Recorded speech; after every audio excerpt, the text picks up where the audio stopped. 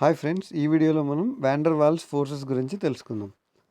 So వాండర్ Waals forces అనేవి weakest intermolecular forces అనమాట. Ionic bond force, covalent bond force కంటే ఇది తక్కువ ఫోర్స్ అనమాట.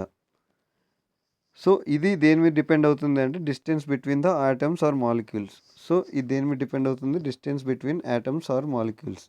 వీటి రెండింటి మధ్య డిస్టెన్స్ మీద డిపెండ్ అవుతుంది. ఈ ఫోర్సెస్ ఎప్పుడు రైజ్ అవుతాయి అంటే interaction between atoms or molecules that are not charge. Charge కానీ యాటమ్స్ మాలిక్యూల్స్ ఉంటాయి కదా, వాటి మధ్య ఈ ఫోర్సెస్ అనేవి రైజ్ అవుతాయి అన్నమాట.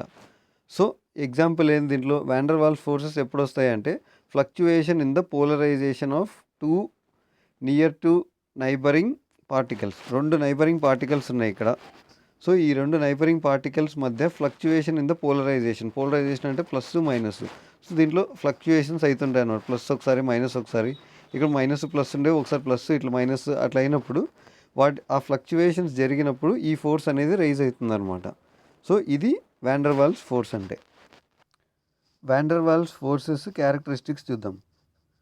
వాండర్ వాల్స్ ఫోర్స్లో covalent bonds, ionic bonds forces ఎక్కువ ఉంటాయి when compare to van der Waals forces.